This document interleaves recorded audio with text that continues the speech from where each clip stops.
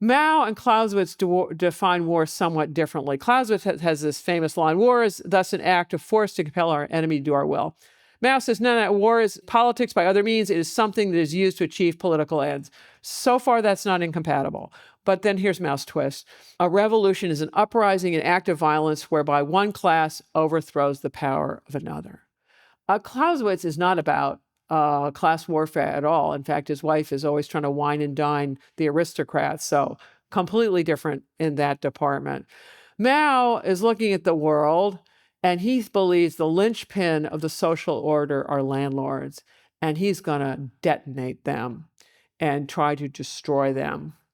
And he talks about the violence of all of it, that you're going to get the peasant masses to overthrow these landlords, and that this is going to require terror and in rural areas, but this is absolutely necessary. And of course, this is what the nationalists absolutely would not tolerate.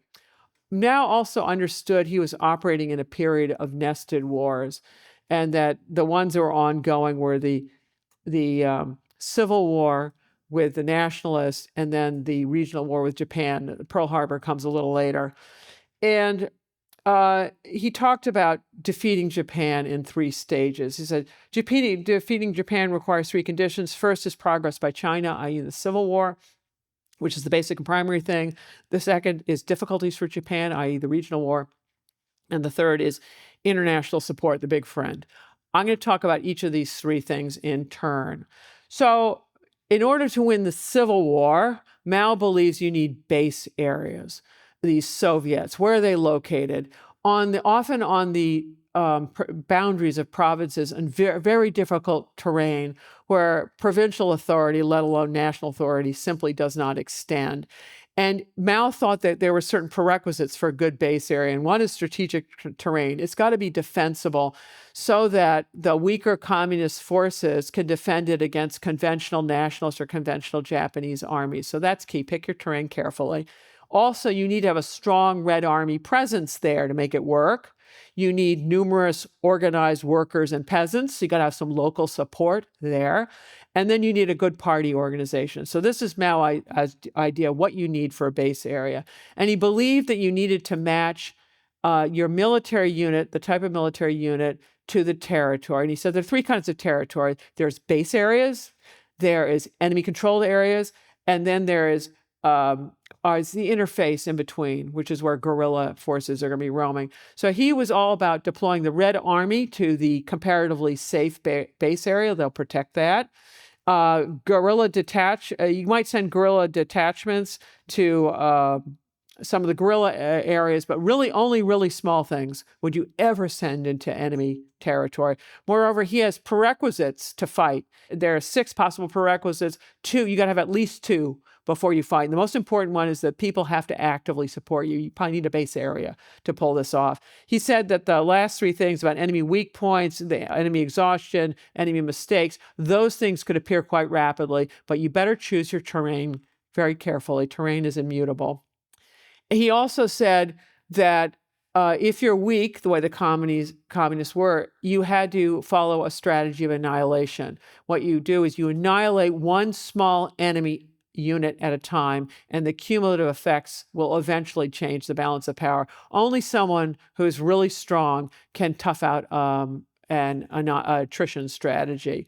So he's also about triangle building in these areas. So little guerrilla detachments go out into the interface. If it works out well, and it looks like they can start either a new base area or expand an existing one, that's what they're going to be up to. So these guerrilla forces are either a disposal force, which you could send them out to do risky things, and if they get wiped out, it doesn't endanger base area defense, or they can become a nucleus of a new base area. So in small guerrilla groups, party members are toughened, cadres trained, the party, government, mass organizations are consolidated. And if they're successful, then you bring in the Red Army to do higher level institution building and either greatly expand an existing base area or you're forming a new one, is what's going on.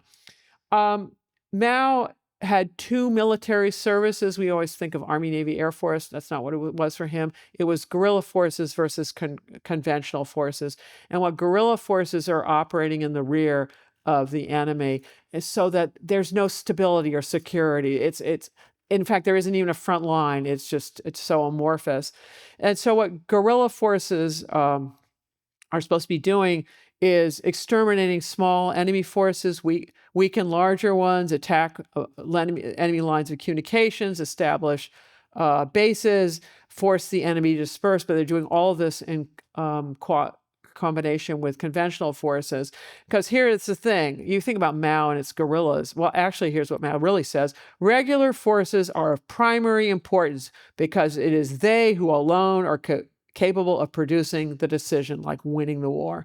There is in guerrilla warfare no such thing as a war-winning battle, right? Guerrillas are, the relationship of the two is really important. Mao also thought that you needed to establish a fire escape if you had a base area. Like if it all goes south, where do you go?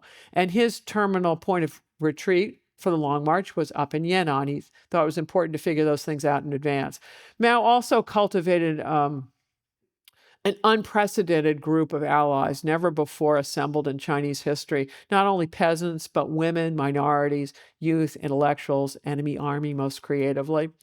For cultivating the allegiance of peasants, it wasn't just education and land reform. It was also army discipline. This is where the 3 rules, 6 points for attention, and a couple additional points, which were enforced through 1949 when the communists win the Civil War. Why? You don't want to alienate the peasantry. These are the people that are forming your cadres, your guerrillas, everything. So maintain army discipline. Don't mess with it.